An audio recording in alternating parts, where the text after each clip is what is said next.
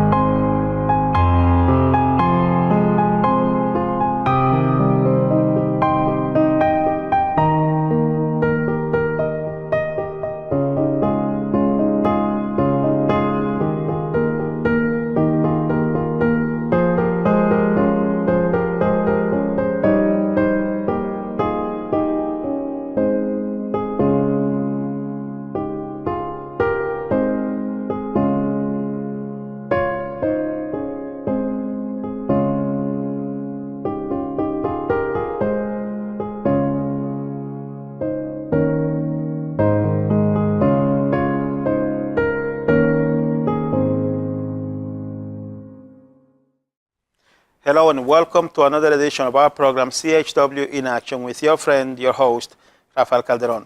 CHW stands for Community Health Worker in Action because I am a community health worker and I am always in action to bring my lovely community of Greater Nashua and all other surrounding communities health information, health education about how to live a healthy lifestyle.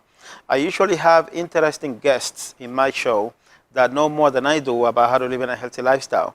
Because as a community health worker, I'm a layman, professional, healthcare professional. So I can basically teach anyone how to live a healthy lifestyle via workshops and educational classes. But at the end of the day, I don't have any clinical training. So what I do is when someone has any clinical needs, I work with their doctors so we can help them to live a healthy lifestyle. So my goal in life, my new mission in life, is to be the best CHW that I can be. And that is why I have this TV show. That is why I'm honored to have this TV show to be able to bring that message to you. So thank you for watching. This week, I am doing a solo show because, well, for two main reasons. Number one is because my guest today couldn't make it because it's raining very hard outside. So I decided to, we rescheduled. And I figured I would have a conversation with you today about something that happened to me today while I was on my way to work. When I say work, basically, let me tell you exactly the whole thing. I was driving down to teach a diabetes self-management class in Littleton, New Hampshire, at the Littleton Regional Hospital, to be exact. That's right in the White Mountains. Beautiful out there. And as I was driving up there, for me, because I live from Manchester, I live from Manchester to Littleton, New Hampshire. It takes me about an hour and 45 minutes. So I was driving all that time, and as soon as I got into the Concord area on 293 North, I started saying, no, I'm sorry, it was 93 North, because I had passed 293 already. It was 93 North. But I started seeing all these signs that said, stop opioid abuse, and then it would say, survive the drive. And I saw that for the first time, and I found that interesting because I know of the issue, the crisis that we are having with people dying of overdose on heroin, fentanyl, and all that stuff. It's a very sad situation. So for years, more than like a year, I've been trying to get involved in this, but I didn't really have a way to do it because my goal as a community health worker is to prevent someone from developing a chronic disease. And if they have already developed a chronic disease, then I help them manage the chronic disease. And I can tell you it's a beautiful thing when I'm able to start working with someone and then you see them progress into a healthier lifestyle, a healthier state of being, a healthier state of mind. It really is a beautiful thing. I feel really, truly honored and privileged every time I can work with someone. And the best or the most direct way that I work with someone is by conducting one of these classes. And these classes are a contract that I have with an organization outside of Connecticut that oversees all the states in the New England region. So I am from New Hampshire, so I teach all my classes in New Hampshire. I usually have a co-teacher with me, and we go and we teach at different places. So it's a class that's for 6 weeks. We meet once a day for 2.5 hours, and the whole purpose of the class is to teach people how to self-manage their diabetes or their chronic conditions. And that is what I've been doing for the last, well, now it's 6 months since I became independent. But I have been a community health worker for over 2 years. So for over 2 years, I've been helping people, or I've been teaching people how to live a healthy lifestyle. So as I talk to people in my lovely community of Greater Nashua, and also people in my beautiful community of Greater Manchester, I see and I hear so many people talk about this opioid crisis and how many people are dying and how sad the situation is. And I've been wanting to get involved. However, whenever I wanted to get involved, I was working for an organization that at that point didn't have let's say, a project, a specific project or program to help with this. So I couldn't do much. And it was sort of like eating me inside, because my goal is that I want to be useful to people. And how useful could I be if I could help even one person to stop using, or more than to stop using them, to prevent them from using them. And that's the key, is that I can only do so much as a community health worker once someone begins to use and abuse. But if I can prevent someone from using, then that would make me feel useful and effective. I'm telling you this because today, as I'm going to work, and by work I mean to teach a diabetes self-management class in Littleton, New Hampshire, you know that if you go up to the White Mountains, when you go through the Mount Cannon area, it's that the highway goes down, and it looks like you're going into the mountain. It's a beautiful picture, beautiful view, right? So I'm going down that path, and it started playing in the back of my mind that sign that I saw, stop opioid abuse, survive the drive. And I started thinking, back in the day, I would see those signs, survive the drive, and then it would say, don't drink and drive. Now it's saying, stop opioid abuse. So that told me how serious and how bad the situation is. And I was thinking in the back of my head, how can I help? How can I help? And as I was going through that part of the highway, going into Mount Cannon, then I saw a picture, a clear, vivid picture in my mind of me teaching a class about how to prevent the use and abuse of substances, not just opioids, but also alcohol and marijuana per se. Many people believe that marijuana is not a gateway drug. I respect their opinion. And I know that in many states now, marijuana is now a legal drug, especially for medicinal purposes. I respect that with all my heart. My personal opinion, though, is that, that marijuana is not the best thing that a person could do, even if it doesn't become a gateway drug. And I say this because I've had a lot of friends that use marijuana. And yes, they may not look so bad, let's put it that way, but I can see how it affects them. And they don't see that because they're so relaxed most of the time. And I'm all for it, for relaxation, but in my opinion, when someone is relaxed most of the time, that tells me that they're not using their energies to create their ideal lifestyles, to live a good life. So the challenge is that I've met people and I have friends that use marijuana, so I do not judge it. If people are happy doing that stuff, then God bless them. All I'm saying is that I've seen friends of mine, good people, very highly energetic people with dreams, with goals, with wanting to do something with their lives. And once they start using, they just become very, very mellow, very relaxed, and they no longer seem so driven. And that could be my opinion. And if it's my friends, many of my friends disagree with me. And I ask them to respect my opinion just like I respect theirs. So my thing is, I tell them, if you really want to relax so much, if you want to feel at ease, if you have so much stress in your life, if you have so many problems, try meditation. Try going for walks in the woods, by the sea. Try helping other people. Try volunteering. Try doing things that will get your mind off of whatever it is that is causing you to want to use marijuana. And because those are the things that I do. I mean, I have stress like everybody else. I have problems. I have issues. I just don't give in to into the problems. I do not give in into the stress. I do not give in into depression. There are times when I'm in my apartment because I live alone, and I feel like the four walls are closing in on me.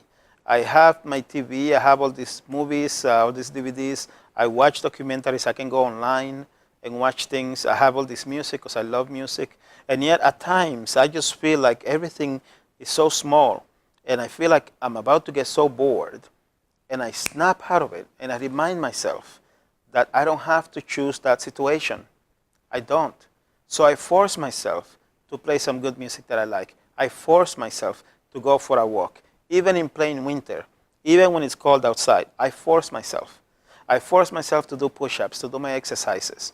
Okay? And at the beginning, I'm forcing myself, but once I get into them, I feel so much better. I feel more relaxed. I get into it, right? So that's why I do not believe that a person, and this is my personal opinion, please forgive me if we disagree, but I do not believe that a person needs anything outside of themselves to break out of boredom, or to bring excitement into their lives, or to escape whatever bad thought or bad situation they may be going through. I think that we can live in our minds. We can live in our minds and learn to control our minds. And by controlling our minds, I'm not talking about becoming, one of those, like a genius that controls every thought. But we can choose, in my opinion, we can choose what thoughts to put into our minds, because our thoughts bring forth our actions. Our actions bring forth our consequences. Our consequences dictate the type of life that we live. So for me, it's all about self-control. And I've been practicing this for years. I'm a professional life coach on top of being a community health worker at CHW. I have had the privilege of working with more than 1,000 people. So I can tell you, in all honesty, that I do not believe, and I can tell you that I do not believe. I don't want to put words in anybody's mouth. I don't want to tell anybody what to do, or give the impression that I want to tell anyone what to do. Everyone is free to do as they wish, and I respect that. I'm simply voicing my opinion, right? So I tell all the clients, the life coaching clients that I've worked with, as community health worker, patients that I've worked with and that I work with, and all the students or participants of the classes that I teach, I tell them all, okay, you can, if you wish to, and if you put the effort into it, you can go into your mind and control your thoughts, and try to keep your mind filled with positive thoughts. Of course, you're always going to get negative thoughts that are going to creep in there. That's life. It's the way the way they are. But when you get a negative thought coming into your mind, you can choose to say, you know what? I just caught myself thinking a negative thought, right? Let me change that thought to a positive thought, because we all know that the mind can only hold one thought at a time, right? So by becoming aware that you can change your thoughts, and you start using that on a regular basis, eventually it becomes second nature, and then you're always thinking positive. And if you're thinking positive, if you're feeling good, it's very unlikely, in my opinion, it's very unlikely that you might give in to some temptation to do something that deep down you know is going to harm you. I mean, I've talked to more than 100 people that use drugs, and they all know that it's not good for them. But it helps them forget pain. It helps them feel something. A lot of people feel numb inside. A lot of people feel lonely. A lot of people feel alone, and they need escape. And they start using some type of outside source, let's say, to free themselves from the pain, from the loneliness, from the lack of feeling, and then they end up, unfortunately, losing control. The problem with losing control is that the person is no longer the essence of who they are, and now they no longer care about themselves. And if they don't care about themselves, they are less likely to care about other people, meaning their loved ones, their friends, and so on and so forth. And one thing that I have found, because I have spoken with many people who are in recovery. Thank God they have overcome the situation with help from the state and from organizations. I gotta tell you, the state of New Hampshire has done many uh, progressions, or have made a lot of progress, in my opinion, in helping people who are addicted and in preventing people from using. And I'll tell you two things about that. Number one is that I have spoken with more than 100 people that then I come to find out are using some type of drug. And most of them, I won't say all of them, most of them tell me that they use because they are in physical pain, or because they have some tragedy, or some unfortunate situation that happened in their lives, some crisis that they could not overcome. And they started using to, like I said before, to avoid the pain or to feel some type of excitement in their lives. But then they realize, at some point they realize, everyone has told me, that they know that what they're doing is not going to lead them to a good place, but they don't know how to stop, or they're not strong enough to stop. This is their opinion. So I have asked many people, well, what happens when you stop using? What has motivated you to stop using? And I can tell you, in my own personal opinion, most people have said, I just came to an understanding that I was self-destroying, and I was hurting the people that I love, and I just couldn't take it anymore. And I decided that I was going to stop, and it came from inside of me. I wanted to do it. It wasn't because a professional told me to do it, a healthcare professional told me to do it, because a loved one told me to do it. I decided within myself that I wanted to do it. I was ready to stop or for a change. And those are the people that have been able to break the habit, per se. And then their life changes, and now their lives is about recovery and staying in the recovery stage. But the fact being, or what I've learned, is that people that have overcome the addiction of using opioids and drugs and alcohol, they have told me that they have done it because they decided within themselves that they had enough. They connected with something within themselves that told them, enough is enough, you're self-destroying, you're hurting those you love, that's not what your life is supposed to be about. So that is going to bring me to talk to you about the real reason why, or the real message that I want to send you in this program, right? I'm trying to tell you where I'm coming from, so it makes sense when I actually tell you what I have in mind, or how I plan to be useful. So just a little bit ago, I told you I have two reasons, right? So that was the first one. Then the second one, I'm talking about people that are in recovery, and how much I feel, I believe, I see that the state of New Hampshire is doing to help stop this crisis, this opioid, overdose deaths. And the second reason is that I met, not that I met, I knew him, because I met Mr. Tim Rourke. I met him way back when he used to work out of Manchester. And he's been working now with the governor in Concord for a while. And he's basically, I forget his title right now, but he's high up there in helping New Hampshire stop this opioid crisis. So I told him, I invited him to come to my TV show so we can talk about it, because I wanted to get more involved. And this is before that vision that I had today, right? And he couldn't make it into that show. He has family responsibilities at this time, late in the afternoons. He said he might come on the show in January. But he said, I'll help you with anything that I can. And I said, well, why don't you help me by giving me data, information that I can use to bring the message, right? The message that this thing is happening and we can stop it if we come together.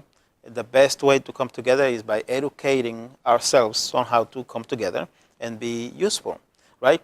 So he sent me this booklet, this information. And I'm going to share this with you, and I have to look at this because I don't want to make a mistake in the numbers that I say. A few weeks ago, I mentioned in my program that I had an idea what the numbers of the people that we have lost in the past few years to this situation, this opioid overdose crisis. And I didn't have the specific number. I just remembered that in the New Hampshire SBIRT Summit, Mr. Rourke mentioned that we are projected to lose 488 people this year, 2016, to this disease, right? So now, I have the actual numbers. Let me share with you. So it seems that in 2010, okay, and this is what I'm going to read to you. I don't have an actual slide to show you right now, but I do plan to do a full-blown program on this information, and I will have a better display of information. But real quick, I'll tell you that in the year 2010, we lost in New Hampshire 177 people, all deaths, right, in 2010. Out of those 177 deaths, 13 were heroin-related deaths, and then 19 were related to fentanyl-related deaths. That is in 2010. Okay, let's go up to the last 2 years. In 2014, we lost, unfortunately, this is very sad information. We lost 326 people. I'm getting more emotional, so now my accent is kicking in. Please bear with me. So in 2014, all drug deaths total up to 326. Heroin-related deaths were 98, and 145 were fentanyl-related deaths. That's in 2014. In 2015, last year, we lost there were 439 all drug deaths. Heroin-related deaths were 88, and fentanyl-related deaths were 283 people. We lost 283 people. So let me go back to that. In 2014, I just mixed the numbers. I'm sorry. See, because I'm getting emotional, and I got to control that because I'm on TV. In 2014, we lost 326 deaths total, all drugs related. Then heroin-related deaths were 98, and then fentanyl-related deaths were 145 in 2014. In 2015, we lost total 439 souls or people. 88 deaths were related to heroin, and 283 were related to fentanyl-related deaths, right? That was, my friends, that was 283 people that we lost. 283 lives, souls. But it's just too bad that shouldn't be happening. Okay, and now this year in 2006, when Mr. Rourke sent me this information that I'm reading to you was as of October 7th, 2016, this year. So far, we have had 286 all drug deaths, 16 heroin-related, and 202 fentanyl-related deaths. That's 202 as of October 7th. It is estimated that total deaths will be 488. I mean, can you imagine the families of these people that we're losing? Can you imagine all this pain? Okay, so, and I'm very sorry, and I have to maintain my composure because I'm a soldier. I went to the U.S. Army. My goal is to fight for those that cannot fight for themselves, and to do all that I can for those that I can help. That's why I love being a community health worker, because I'm able to be useful to people. I am also a professional life coach, but professional life coaching is something that I can only do with people that can afford my services. As a community health worker at CHW, I get to work with anybody that wants to live a healthy lifestyle. So as a community health worker, it pains me to know that there is so much pain out there, and I was not doing enough. But today I had that vision, and today I decided that I am going to do something about it. I'm just a little guy trying to help, but I'm going to help in all the way that I can. And that brings me to the reason why I just gave you all that information, all that sad information, because for the last 2 months now, I've been promoting this idea that I want to start a Latin American center in Greater Nashua, because I want to teach people how to create their ideal lifestyle. And I'm confident that I can do that because I have done it in the past, number one. Number two, what I teach people is basically how to get this the way to create an ideal lifestyle, your ideal lifestyle. It's the way that I created mine, right? At one point, I had everything. I had achieved the American dream. I had a lovely fiance that loved me. I had a great job, my own small business on the side. I owned my own home. I have multiple vehicles. I was doing very well financially. Life was great. right? But I missed the most important thing about living a great life. I did not have a connection with God. That's my opinion. I did not have a connection with God. I had a beautiful castle that I built on sand. So when the storm came, my castle went away. My ideal lifestyle went away, and I found myself having to start over. And the way I was able to start over was by helping people avoid making the mistakes that I made. And by mistakes, I'm just talking about business mistakes that caused the financial situation to change. That change of the financial situation affected everything else. And that's how I learned that money is not everything in life, but it is important. And if you kid yourself in what I used to kid myself into thinking that money is not that important. If I love money too much, then I might become greedy. No, I was wrong. Money is very important. You just have to learn how to manage it. So the Wheel of Life philosophy is something that I use to help people create their ideal lifestyle. Excuse me for a second. Need a sip of water. Okay. So the Wheel of Life philosophy, it's a tool that I use to help people create their ideal lifestyles. And now, well, first of all, let me tell you that I have used it with people and it has worked. I have testimonies that prove that I know what I'm doing. But now, excuse me, I'm going to use that knowledge to help people create their ideal lifestyle by living a healthy lifestyle. And that means by preventing people from using any type of substance that could become addictive. My work as a community health worker from now on will be about teaching people how to live a healthy lifestyle. And part of living a healthy lifestyle is going to be the prevention of using drugs and alcohol.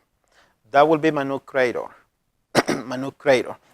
Yes, I will continue to help to teach my classes. I will continue to do everything that I'm doing, that I've been doing so far. But now I'm going to add information about how to prevent using drugs. I'm telling you that I believe that if people are happy within themselves, if they're joyous within themselves, they won't need to try any of those things. They'll be stronger to resist any temptation. And I will leave it at that because I just ran out of time.